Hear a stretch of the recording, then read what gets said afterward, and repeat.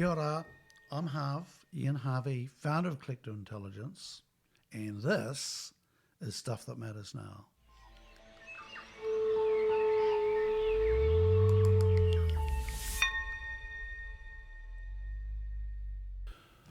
Nā mai hoki mai. Today I am talking to Bettina Anderson. Bettina is a pākehā woman from the Deep South who has been on a journey of discovery and learning about Te Ao Māori worldview, culture, history, and is a dedicated student. And I'm really interested to dig into what motivates her so strongly to be such a wonderful student of this language and culture. So I think it's a really important podcast because I think it represents a whole lot of curiosity and learning that's going on around the country at the moment. Enjoy.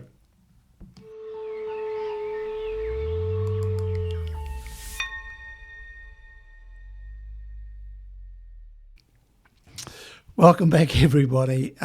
This podcast is a retake of a podcast I did on Friday afternoon. Today is Monday afternoon, and I am interviewing Bettina Anderson. Good afternoon, Bettina. Tēnā koe Harv. Good afternoon. I just want to correct you there and say this is just the start of the podcast we're redoing, not the whole thing. Correct, only the start. And anyway, Bettina came good over the weekend and apologised for totally screwing up the beginning of the podcast last week, and she wanted to redo it. I did. Thank you for registering my request. And so we are redoing it, and I'm delighted to redo the beginning, Bettina, and welcome back. And so some background information for those listening is Bettina and I worked together for 2 or 3 years in the heart of Collective Intelligence, and Bettina came in and brought a whole lot of creativity and new stuff into the business, which was wonderful. Went through us through the whole COVID period, which was really tough, and now ditched us to go and do some work with Massey and other cooler people than us. But that's okay.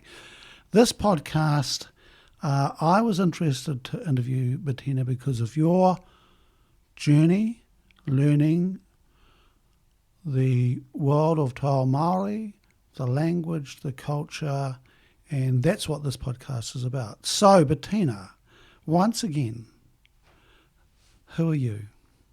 Who am I? Ko wai e korero atu nei.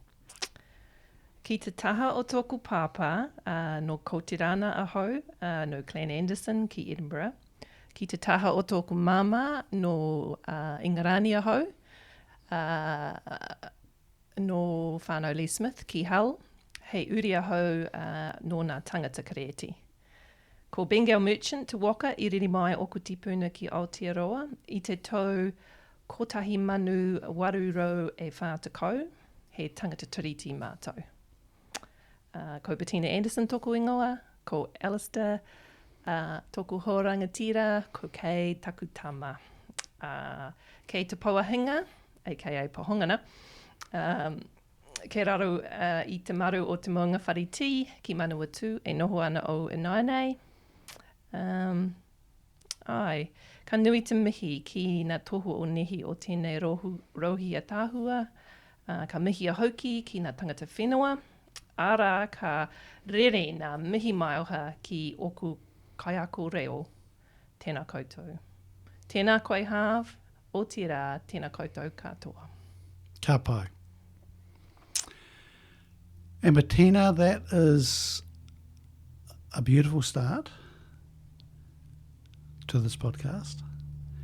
And I asked you on Friday who you were, expecting your pākehā. And you didn't give me a pākehā because why? Really good question, Harv. I thought about this over the weekend. And it's possibly something that any second language learner has, is I had a mind fade and a blank right at the start when I needed it most. And so I reverted to what was comfortable, which is Te Reo pākehā. So over the weekend, I reflected on some words of one of my current Te Reo teachers. Shout out to Turakawa Bartlett of Motivation, also to Te Rā Moriarty out at Massey, who is also a kaiako of mine.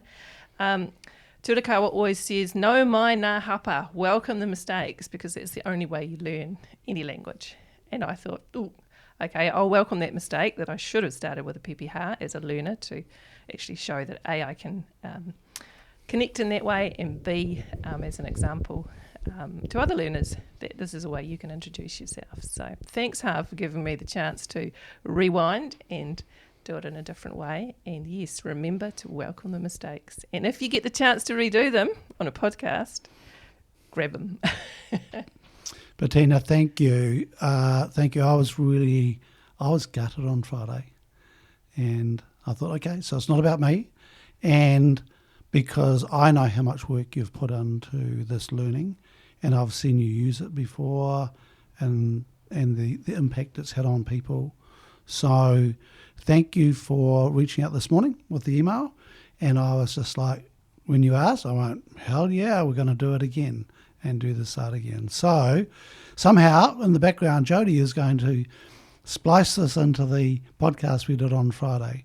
But before we sign off on this beginning, Bettina, is there anything else you'd like to say? I'd just like to give a quick translation for those that don't speak Te Reo. I just introduced myself and said I was descended from Scottish and English ancestors who arrived here in 1840, just after the treaty was signed. So we are tangata tiriti, people of the treaty partnership, not tangata whenua. Who I was, and the fact that I live in the Pohongana in the Manawatu, and I just acknowledged the tangata whenua, the reo kaiako, the teachers I've had, and also the ancestral landmarks of where we're sitting, the region we're sitting in today, Harv. So that is me. Wonderful. And so now hopefully we will seamlessly move into the podcast that we did on Friday. Bettina, thank you so much for reaching out. I'm a lot happier young fella today, having done this wonderful start, and I really enjoyed the conversation last Friday, so let's see how it goes.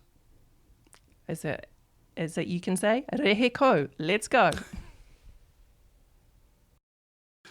So I rang Bettina about 3 weeks ago, a month ago, after we'd been in a conversation online, and a little light went on my head, and I thought, I want to get this recorded because you've been on a journey, I'm not sure for how long, we'll find out soon, but you've been on a journey for some time, learning diligently around this Te Ao Māori worldview, language, culture, and I thought, as a pākehā, you're one of the most motivated people I know to study and learn this worldview.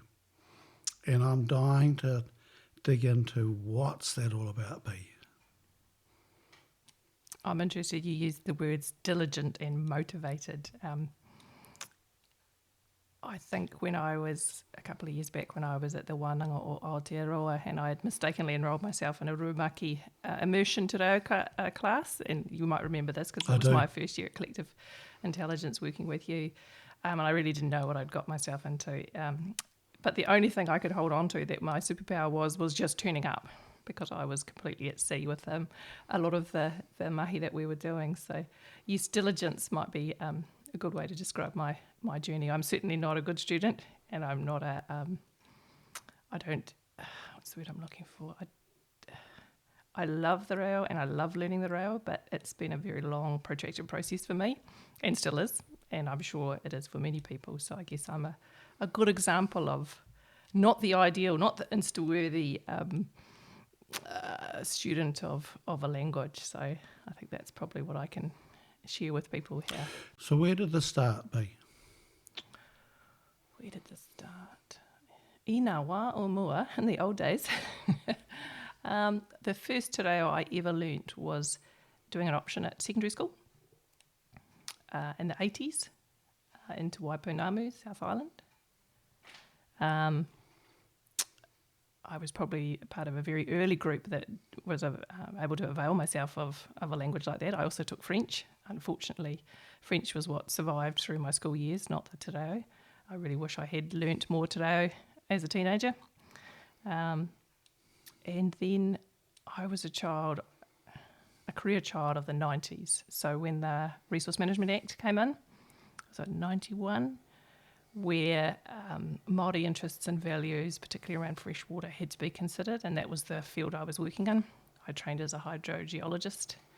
So as a new worker out in the world, I was having to come up against those sorts of concepts, manaakitanga, kaitiakitanga, in relationship to the environment, and that was something, as a young white woman growing up in the South Island, I had not had a lot of experience with. So a lot of that learning was on the job back then. And I guess I really only got a light touch of Te Ao Māori, and I didn't seek out a lot myself, probably until we moved to the North Island in the late 90s. And that was where Te Ao Māori seemed to me to be much more permeated through society.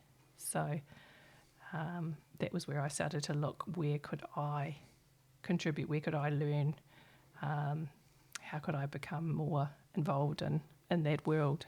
And I guess probably it's fair to say I've tried every learning opportunity, from night school to wānanga to university to tiatarangi, the classes they do with the Cuisineo rods. I've done a bit of everything in that journey to try and become a little more fluent than I was back in the early days. Why?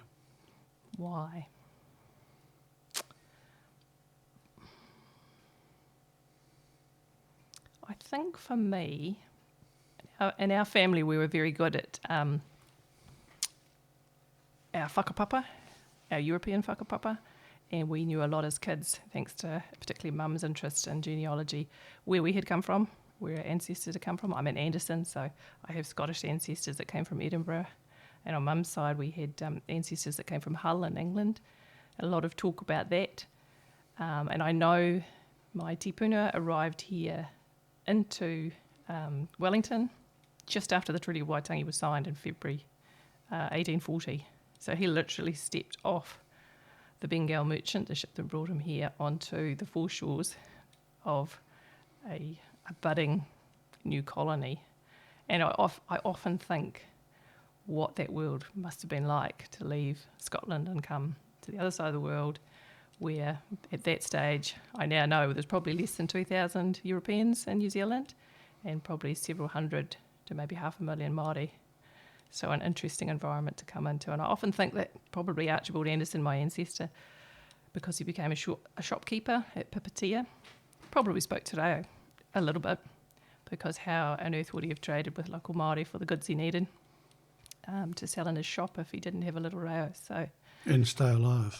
Yeah, because it was pretty Wild West from what I understand now, having done a bit more history research and since I was a kid on that. So, yeah, I guess in those intervening years, our family lost that connection with that, and I wanted to, I guess, close the circle. And I also have a son of my own when I started learning Te Reo in a more full-time sense, and I thought, gosh, I'd really like to show him what the future of Aotearoa could look like, where everyone can speak both languages, ideally sign language as well, but I haven't quite nailed that one yet. Maybe that'll be one for a little bit further down the track. And just, set an example for him of how the future could be different from what I experienced as a child. Because that's the thing I've been fascinated with, B, is I've been watching you learn, and it hasn't been easy. And I think sometimes when it's easy, you just get on and do it. But for you, it's looked like something, and in my view, you are really diligent with this. Like, it has meaning to you, because I think this is far more than just the language, or far more than just talking Te Ao Māori. And it's been really interesting to see you really apply yourself to this and not just learn the language, but understanding their culture. And you and I have had some great conversations and scraps in the at work, which I enjoyed mostly. But you and I had some great debates at times, and it was really interesting just to see, what's the word? Just really passionate about it. Yeah. That's nice feedback, Harv. Thank you. Yeah. I'm not sure what I'm going to say there, to be fair. Yeah. No, and there was no question there. It was just me reflecting. It was because you see people who make language look easy, right? Fucking hate them, and they're just fluent, not fluent, and just go But yeah, that's the thing that's really impressed me with you, is that it's not coming easily, but man, you are dedicated to it. So, how has your life changed since you've started on this journey? How has it changed? I do see the world differently as a consequence, because as you rightly said, when you learn a language, you learn a worldview that comes with it, and perhaps that's why I found it a little difficult at times, because until you have all the pieces of the worldview puzzle, sometimes the grammar and the sentence structures and the words don't fall into place. For me, I've always worked with the environment, or to do with the environment, and the Te Ao Māori, and today I have the most obviously beautiful connections with the whenua, the land, and the inhabitants of that, which as a scientist, because I trained as an environmental scientist, I had a particular view of the land and the resources associated with it, having worked in resource management for my early part of my career, and then to learn through a Te Ao Māori lens about the whenua and all the elements of it. It really, I guess, flipped a lot of my science learning on its head. And that's taken a bit of internal work to reconcile those two worlds, my science world and my Mataranga Māori world. So yeah, that's been a bit of an ongoing process for me. And I look at the environment outside where we're sitting now and see it in a different way from what I would have 20 years ago. And that's come through language? Through language, through all the beautiful, the whakatauki, the little sayings that capture the essence of the birds or the trees or the environment around us, and impart that knowledge from the old people that, were a part of this land and still are. Just the point before, just something dropped for me when you were talking about, the learning. One of the things I do know is that when learning is difficult or slow, you often learn a lot more depth. And so there is a benefit to learning slowly sometimes. Yeah. And I just read that in the last couple of years, and that just made me realise, because, when you talked about, it's not just about learning the language, it's learning about all the stuff that comes with it. Yeah. I think for me too, I was learning later in life. I started learning 2019, so years late 40s, early 50s. My brain doesn't work the same way it did when I was doing my last big round of learning in my late teens and early 20s. And I think that's taken a bit of getting used to for me too. My memory's not as good. Vocab's a really important part of learning a language, and it doesn't seem to do. How many times I try and revise that stuff, it'll drop out just when I need it. So yeah, that's a challenge. I was good at learning when I was younger, and I think it's important, we've talked about this many times, to be comfortable with being uncomfortable. And I've been uncomfortable for most of my journey of learning today, and that's a good skill, to actually sit in that space and go, this is okay, I can do this, I can be uncomfortable, but I can still learn. Maybe sometimes better than if I'm in a comfortable space. What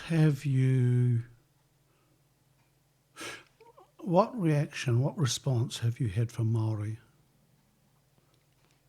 For me, unequivocally positive and kind and welcoming. I think I've been very lucky and feel very privileged to have been. I've made a lot of friends, and I have experienced a lot thanks to the openness and the sharing of many of the teachers I've had, and the students, because it's often you learn more from some of the students than you do at times from the teachers that you're sharing the journey with. So I'm very grateful for that, and I've had very positive experiences. So. What have you learnt about the language or the culture that you didn't like?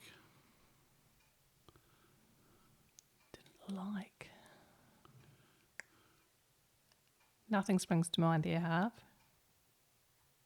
And I don't know whether it's about like. It would be about, for me, it would be seeking to understand why something is that way, rather than saying I don't like that or similar. It would be go, why is it like that? I guess I'm a curious person, so I'd want to know, even if I couldn't find out in that situation, by some other way, find out why I wasn't happy. And what's been the biggest surprise? The biggest surprise.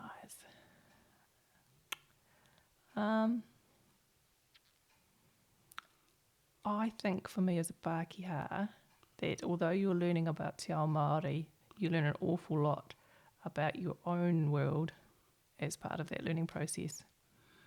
Some people, I think, describe it as that becoming pākehā process where you're trying to unpack your colonial history and your immigration history, your connections with this land and with other lands, because it also makes you think about where your ancestors came from and what connection they had with their land, and their perhaps indigenous language too, because I'm Scottish, way back, if we look far enough back, we can find some very strong similarities between the Celtic people and Te Ao Māori. So that was something I didn't expect in learning Te Reo, to actually explore more about my own history.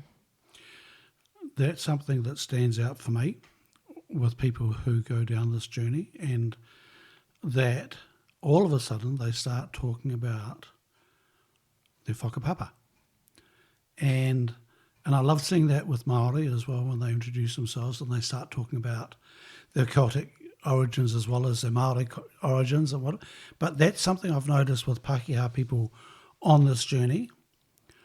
And all of a sudden they start talking about and reflecting and have done work on where have I come from and when did they land and what were the circumstances around that and what was it like. And so I find that really interesting, that seems to be a common thing with people who, start on this journey of it's like a journey of discovery. Yeah. And I was lucky, like I said before, our family, we had a good grasp of our whakapapa, but what I didn't have was the ability to see those immigrations, those times through a different set of eyes and go, okay, now I've got a bit of context for what my ancestors were arriving into in terms of what the country and the culture was like. And I think that's made me hopefully a better person to understand some of that in that context. B, we've got this debate going on around the country at the moment around co-governance. Through a pākehā lens, how would you describe that? Well, and I don't know a lot about the technicalities of this. It's not something I've encountered in my my mahi, but to me, at its most basic level, it's a relationship of at its most basic level, and on both sides there's give and take and understanding, and in the middle is the common ground where people are working for whatever goal, whether it's for the environment, for fresh water, for the future, for the language, all those for the land. For the land, yeah. So that's how I describe it, and it's in its simplest way. And so, through a pākehā lens, is there anything for us to be worried about here? I think possibly reflecting on my own thoughts here, it's the worry is probably about your own position in the context of a partnership like this, when you've been part of the dominant culture, and now it's we're striving for a more equal culture, biculture here. I think the things that you think you might have to lose are probably the things that we need to lose the most. Such as? The way we view the world as being monocultural. I think that's still far too prevalent in New Zealand. The stories and our history and the way they're told with one voice, often still. We're getting better at that, but that's certainly an area that we could work on a lot more. We need many voices, but we need one other voice to be a lot stronger than it has in the last couple of 100 years. But I had a conversation with a white pākehā fella a couple of months ago, and he was very concerned about co-governance. And I asked him what his fears were. And the things that he put forward were coming from a Western culture. And he was concerned because he thought he was coming up to do battle with another Western culture, the way he was framing it. And it was really interesting. So he had his Western culture, and he was thinking that he was going to have to do battle or negotiate with another Western culture. And he could just see conflict in between. And it was really interesting listening to that. He didn't know that's what he was describing, but that's what he was describing.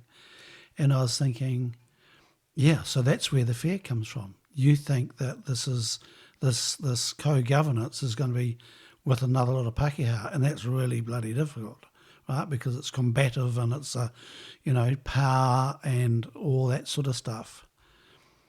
And I thought that was a really, really interesting moment for me. And I didn't say anything at the time because it would have been so foreign to him, but I couldn't help thinking that's where, with this particular chap, that's where the fear came from, was that everything he was framing up was that he was having to go and do battle with another Western culture. Fear is a powerful thing, isn't it? Yeah. Yeah. But the thing that, and I've got, I have no knowledge of the language, but the little I have known, I cannot believe how beautiful the language is and what beautiful words they have. Not just it doesn't sound nice, but they have got words that describe, and don't ask me which ones, but they've got words that describe things that are so subtle and beautiful that it's just I don't know, it's just such a gift. Yeah, and I guess after generations of observing a land that you live in, like the many different words that exist for different types of water, that observation has produced this beautiful language that has all these subtleties about colour and shape and texture and behaviour of water or clouds or the things around. I think that's the thing that I respond to. It's very poetic when spoken well. Yeah, and a lot of the Celtic languages also had that subtlety too, didn't it? Yes. I remember hearing somebody saying the English language has got rock, and the Celtic language had about 50 shades of rock. There was just a whole, there was lots of subtleties there. Bettina, we had started a conversation last month around AI. And it's coming, and it's come from a Western background based on Western values. And we started having this conversation, or you instigated it, around what would happen if AI was more infused with Indigenous views. And I thought that was a really interesting take. Well, I'm a very novice user of AI. ChatGPT is kind of the extent of my noodling around with it to date. And I think the conversation you're referring to, how we were discussing how you could, not only could the AI help you, but you could also help it to learn. And my question was, well, how would we look to help it learn so that it has a more diverse outlook? How do we do that? And there's little techniques, I guess, if you know what you're doing there, about how you respond to the answers it gives you. But I don't think we actually got any meaty answers in the discussion around how we do that. But certainly to me that's an essential thing going forward, that this is not a narrow and very Western dominated tool. We'll call it a tool for narrowing. Yeah, because it was just my realisation, and it was interesting, it was with Andy Avery, who is a bit of a gun with his AI. But what was really interesting was he talked about just the week before with this partnership we've got with Te Awanga, and that conversation landed with him the week before that, or a couple of weeks before that, and he was saying then, and we were talking about AI, and he was talking about the principles that Te Awanga have taken on. What would happen if we infused, which are nature-based, indigenous-based principles, if we infuse that into AI, it wouldn't be as scary. And so we had quite a really interesting conversation around that. Yeah. The morning before that talk, I had a little kōrero with ChatGPT, actually in Te Ao Māori, just out of interest to see, because I'd read a few articles, it was about people actually trying that. So I'd said to it, I'd like to practice my Te Reo. Can you ask me some questions, ChatGPT, please? And it said, sure. All right, let's go. So we to and froed on a few questions, and I asked it, where did you learn your Te Reo? And the thing that I got a bit of a surprise was it came back and said it had learnt Te Reo on the East Coast, and it had then moved somewhere else and then done some further training at a wānanga and stuff like that. So it was actually pretending to be a person, which I found quite disconcerting. And, so I challenged it and said, but you are artificial intelligence. And it said, yes, but I'm here to help you. So I guess essentially it was trying to personify itself so that I felt more comfortable having a chat with it. But I found that really unsettling. Actually, I didn't like the fact it was pretending to be something it wasn't. Which is the minefield we're going into. Yeah, so watch this space. Yeah, I must admit, for me that was a bit of a, okay. Yeah, interesting. B, what, and we had a wee preparation before we started today, but before we move on to the next subject, what have we missed out? What's the other pieces around this journey with Te Ao Māori that you want to drop in here? Off to the left here, we've got a stack of books that I put on the table as preparation. Well, no, that was just when I was pondering about what we might talk about today, Harv. And on the top of the pile is a book called The Forgotten Coast by Richard Shaw, which I've just finished reading, and it's really interesting. Richard Shaw's a pākehā whose family hail from Taranaki, and he has explored in that book about his own family history, and in particular the relationship to Parihaka and the land that was confiscated and then sold to settlers.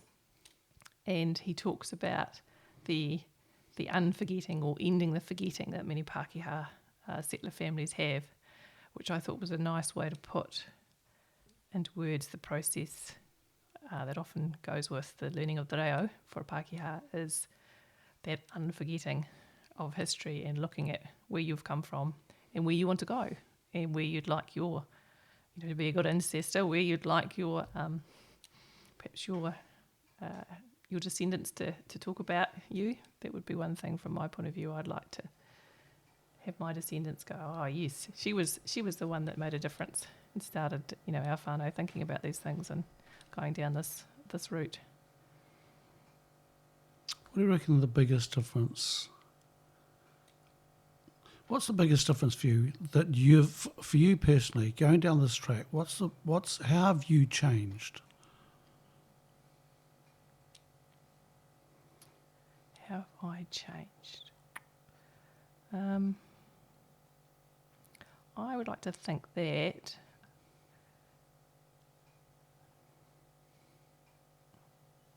I'm more humble as a consequence of this journey.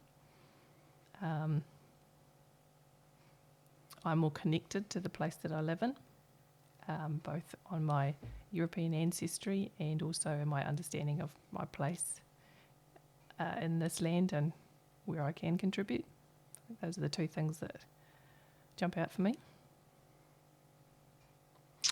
And you and I had an interesting conversation about humility 12 or 18 months ago. Do you remember that? No, remind me, Harv. I do. Whose humility, mine or yours? Mine. Oh, okay. You were kicking my ass. Oops. What do you mean, oops? You were good. you were very good at that. And it was really interesting. You challenged my humility and thought I was out of place. And I can't remember the topic. And it's funny because I knew that had come from this Māori worldview. And it was, I think it was around the protest. It was around the protest and fielding with the council, the hikoi they had, I think. Anyway, it was really interesting. It was the first time in my life I had been challenged on being humble. And it shook me a bit. It was good. It was really good. I think I remember now, yeah. I think it was around where it was a little discussion around, we were there to tautoko to support There we go. the protest as pākehā. We weren't there in any overt way. It was just about to be a witness and offer support.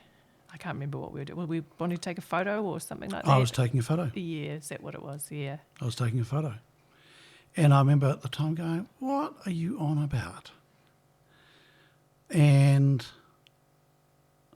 yeah, it was a lovely moment because I just thought I could do whatever I wanted. I think you just said, oh, can you take a photo, Bettina? I said, oh, no, I don't think so. I think it was more a case, I don't feel like that's something I want to do in this setting. We're just here to support and, Yep. yeah, and listen, because there's been not a lot of listening going on for the last couple of years. You're not looking at me, though, Bettina. Right? No, we're talking about the royal we, not the we here, but the stable. Yep. So for people looking to start this journey, before we flip to the next subject, for people looking to start this journey of learning this Te Ao Māori worldview, what advice would you give them?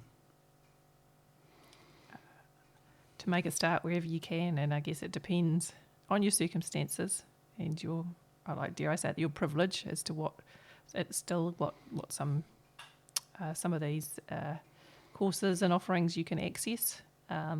There is lots out there, and like I said, I tried quite a few of them, and I've ended up in the university environment because that's something that I can, basically I can afford to be there, so that's something I decided I would do because I have that luxury of time and a little bit of money to do that, but that's certainly not for everyone. There's lots of stuff out in the community online, great teachers, and all the kaiako I've had have been very giving, and you learn a lot from a good teacher. And I think the thing I learnt was to do many things in your language journey.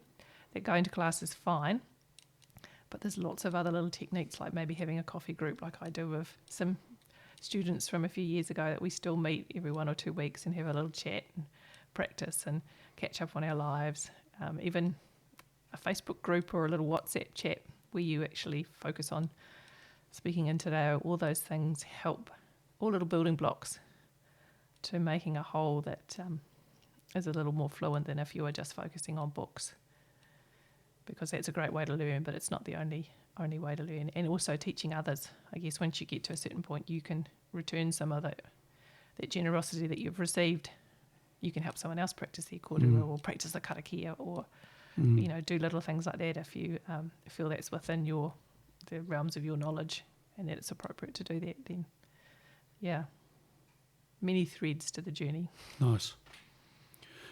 B, what of the books over here on our left, what else pops out that you want to talk to or about there?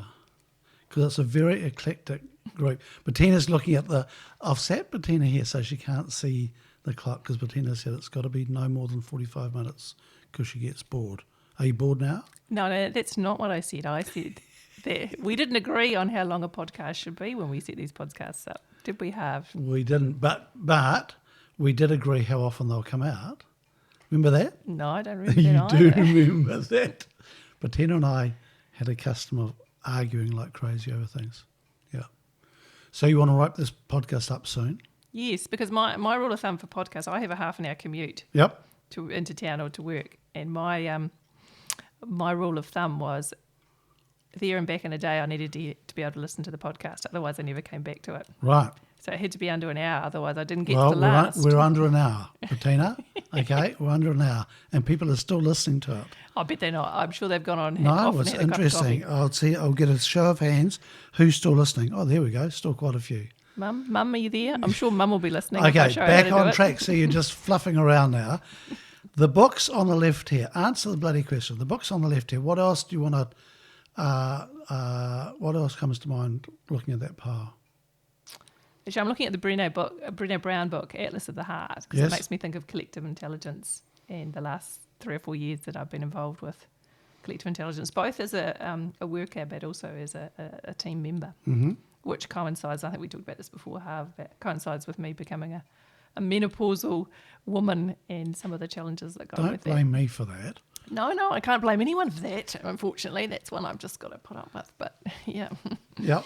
So tell us about that, B. So my struggles with menopause coincided probably roughly now looking back when I started working for collective intelligence. So there is no correlation there. It's just you probably saw me at some of my worst half in that process. And I got a lot of value out of being in a collective intelligence team a little later into this process, because one of the things you find out as a perimenopausal woman is your body's doing all sorts of things that you don't remember it doing since it was a teenager. It's doing things with hormones and stupidness that you haven't had to deal with in the intervening years, and all of a sudden it's just off on its own little journey, and you go, what the actual? What's going on here? And some of the techniques that certainly the facilitator I had in my collective intelligence team, Sue Johnson, was really good at getting you to just notice what's going on, whether it's in conflict in your work life or in your personal life. Just sit and notice, which was a really important skill for me to go, what is going on? Is this me? Am I losing my mind? Am I turning into a crazy old woman? Well, yes, probably, but there's other things at work here. So for me, there was a real realisation that you actually have to, by and large, slow down and take much better notice of what's going on in your inner world when you hit the menopause, to make sense of it and figure out how you're going to deal with it, because it is a little bit challenging.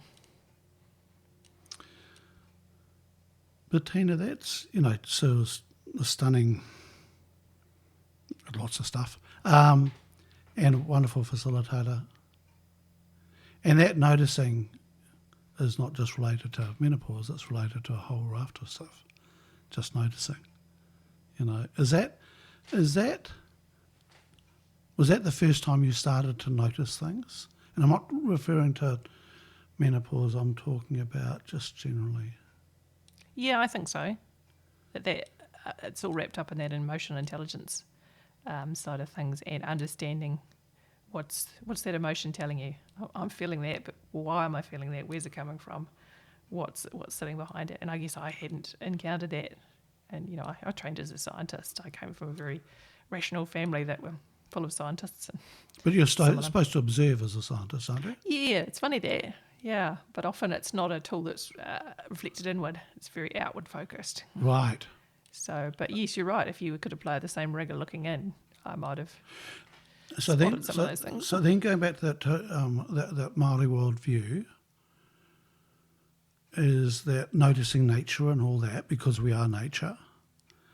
So you're saying as a scientist, you notice what was going on, observe what's going on out there, with as little feeling as possible, as analytical as possible, and all that stuff, yeah? Mm-hmm.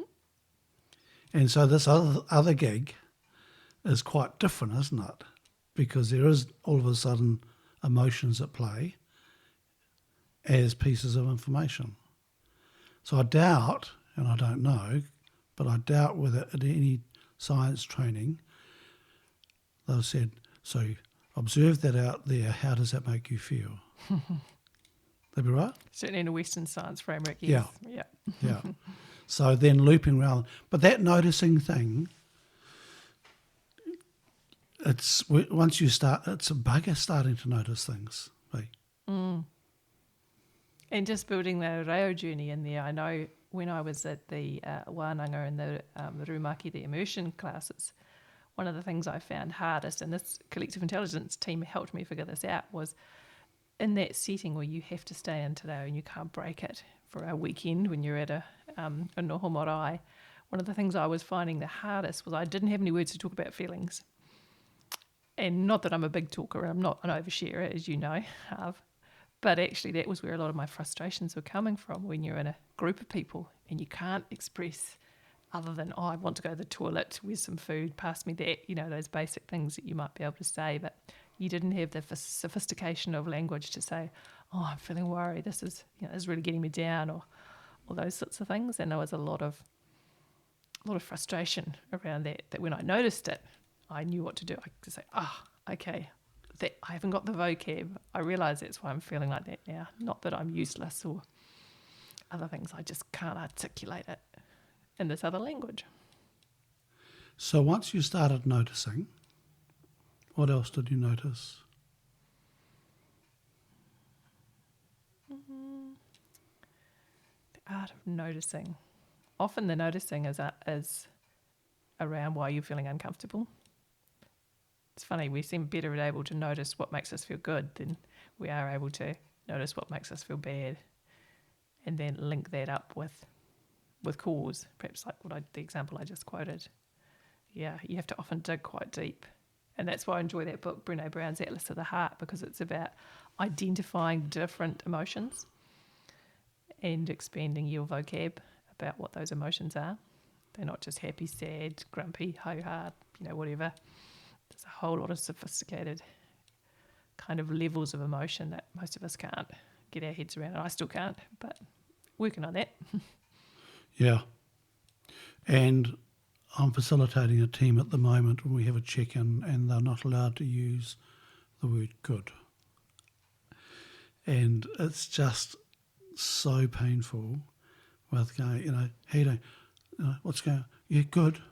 And you go, okay, underneath the good. And it's interesting when you dig and you find out sometimes there's wonderful stuff going on and sometimes there's epically shit things going on, but they will reply, yeah, good. And it's wouldn't it be wonderful to be able to, if people could say, so how you doing? And they could actually tell you. Mm. Because so often, I love poking people sometimes going, well, that was fun. You just made a whole lot of noise there. And it is just noise. And they think, I'll make some noise and then we can start the conversation. And I had that conversation with a Māori guy once, and he, talked about. I said, mate, I've no idea what you talked about there, but what do you really want to talk about? He just said, no, I thought if I talked long enough, we wouldn't have to talk what I really want to talk about. And he was just deflecting. It was fascinating. But it's interesting when that art of noticing is a bugger once you start, because all of a sudden things come up that you have suppressed or just moved over. And you go, where did that come from? Well, that sideswiped me out of left field, early on a Tuesday morning. Yep. And there was another Brené Brown thing that I love, is she says, the story I'm telling myself.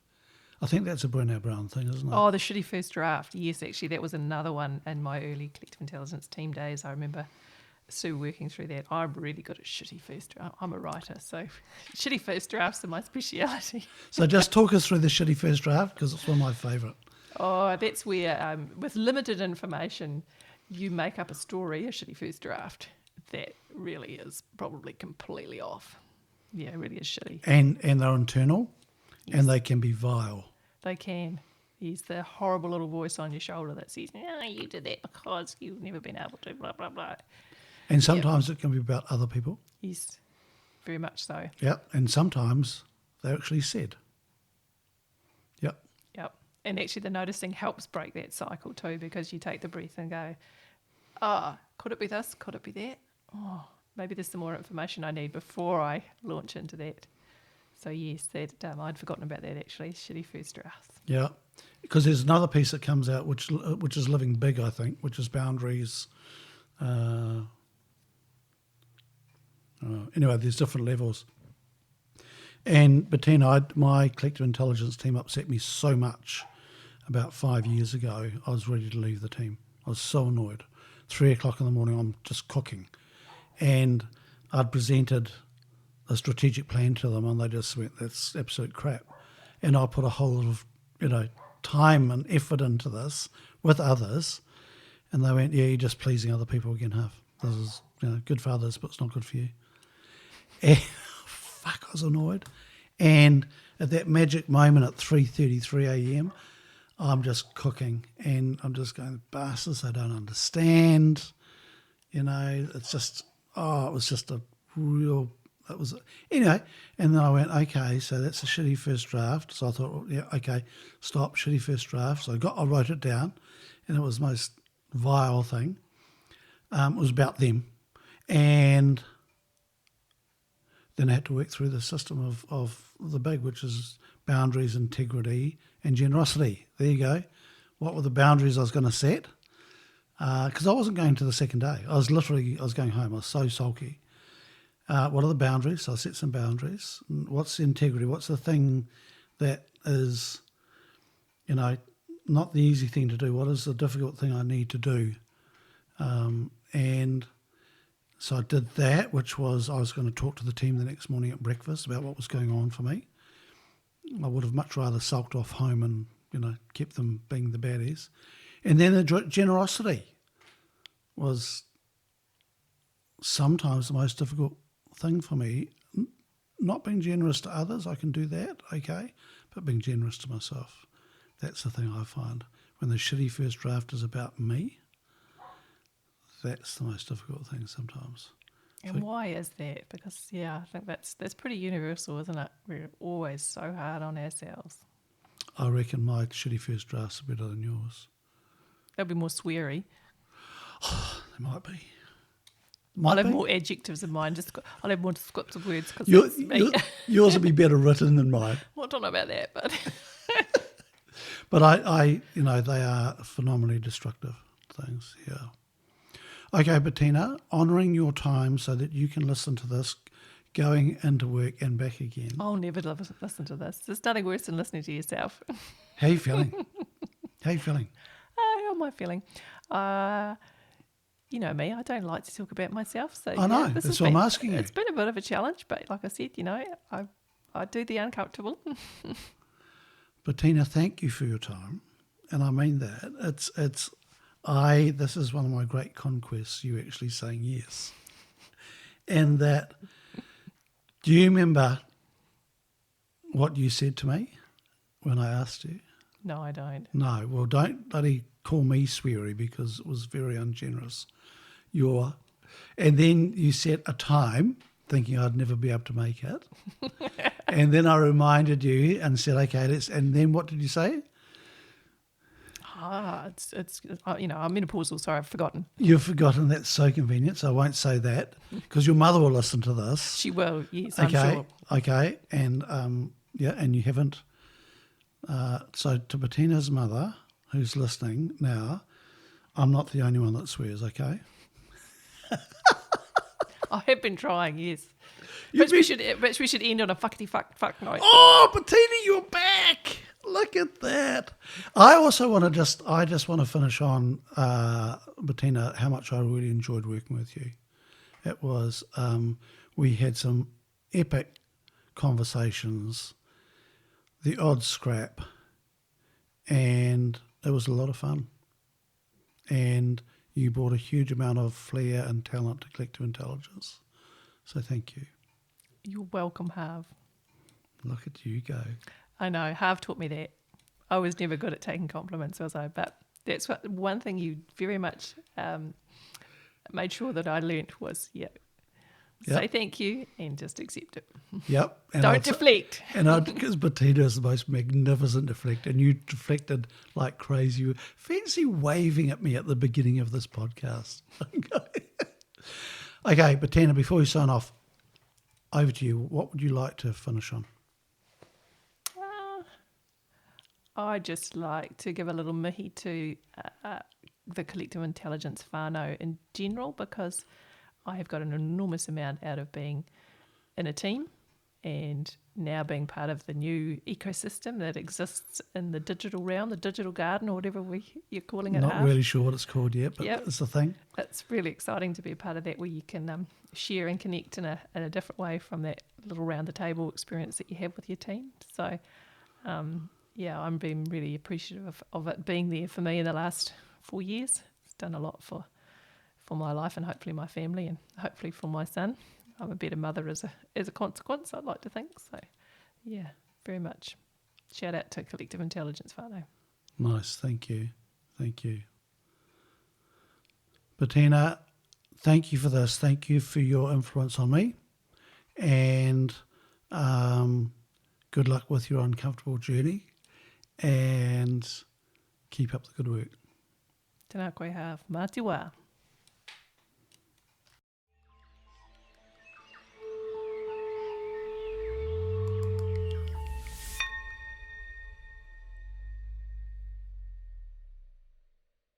Thanks for listening in. We're Collective Intelligence, a one-of-a-kind people ecosystem that takes inspiration from Mother Nature. To find out how we reimagine leadership development, visit our website www.collectiveintelligence.co.nz.